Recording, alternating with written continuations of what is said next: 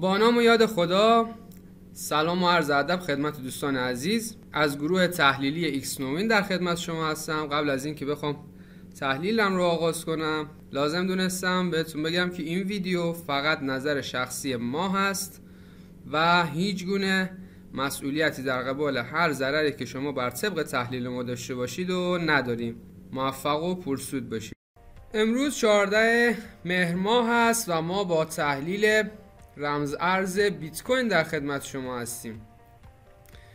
طبق تحلیلی که هفته پیش داشتیم ما برآورد کردیم که قیمت از اینجایی که بود هفته پیش احتمال نزول تا همین ناحیه یعنی 10550 رو داره که همینطور هم شد. بعد دوباره در این ناحیه قیمت الان داره رنج میزنه.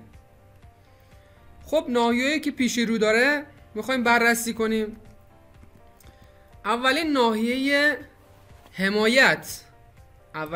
حمایتی که میتونیم در نظر بگیریم باز هم همین ناحیه 10580 هست و ناحیه حمایت بعدی که بسیار قویه ناحیه 10290 هست که این نواحی رو که ما رصد کردیم بیشتر در تایم فریم های بالاتر واکنش نشون داده بود که ما مطمئن بشیم به نواحی خودمون.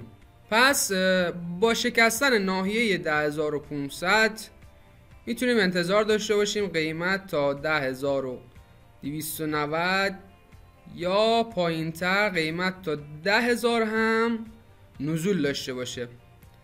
ولی خب روند همینجوری که دارید میبینید تقریبا صعودی هست و کف هایی که در اینجا در کف کانال تشکیل داده میتونیم بگیم که روند هنوز صعودیه در تایم فریم 4 ساعته و ناحیه مقاومتی که در اینجا قرار داره یعنی 10688 تا 10715 تقریبا.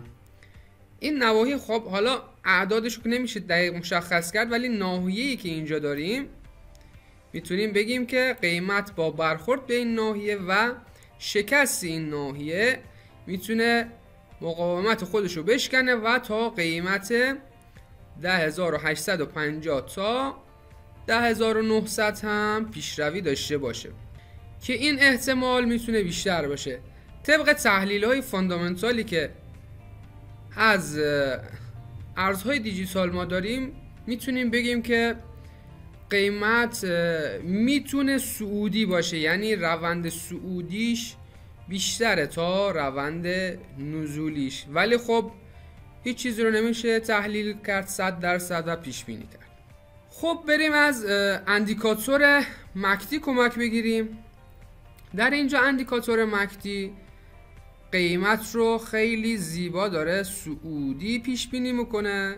شما اینجا یه شکست داری که خط سیگنال لاین ما خط مکتی لاین ما رو به بالا شکسته و اینجا هیستوگرام ما یه حجم‌های صعودی خیلی خوبی رو داره نشون میده و ما با شکستن این بیسلاین یعنی خط وسط از ناحیه قرمز رنگ به بالا به ناحیه سبز رنگ میتونیم یک روند صعودی رو تحلیل کنیم طی چند روز آینده.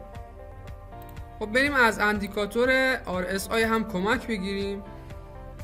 اندیکاتور RSI الان قیمت رو داره رنج ما نشون میده در ناحیه امن خودش که بین عدد 30 و 70 قرار داره و در اینجا ما نشونه‌ای که بخواد 100% صعودی باشه نداریم و واگرایی که توی RSI بخوایم مشخص کنیم فعلا در این تایم فریم نداریم.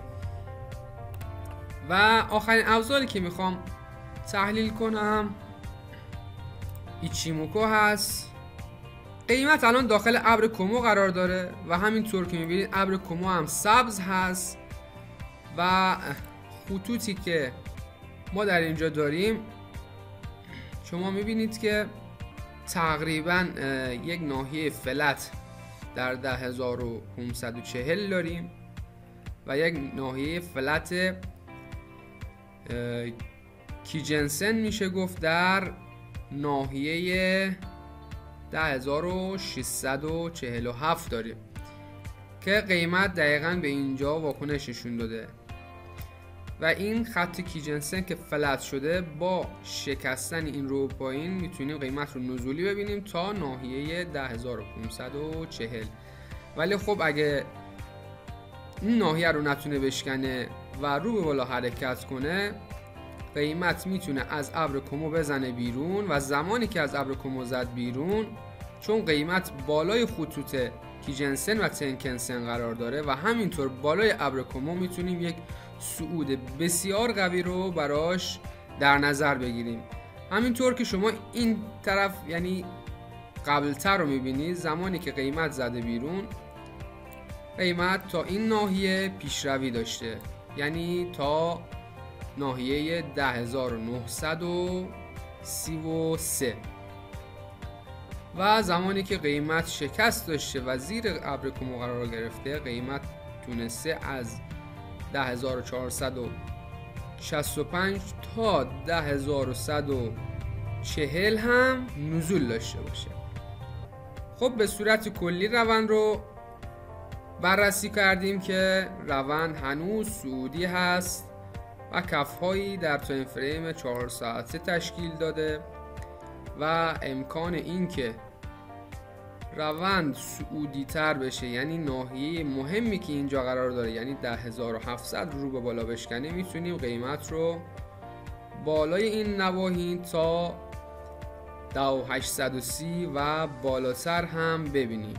خب دوستان عزیز، از گروه تحلیلی ایکسنوید در خدمت شما بودیم.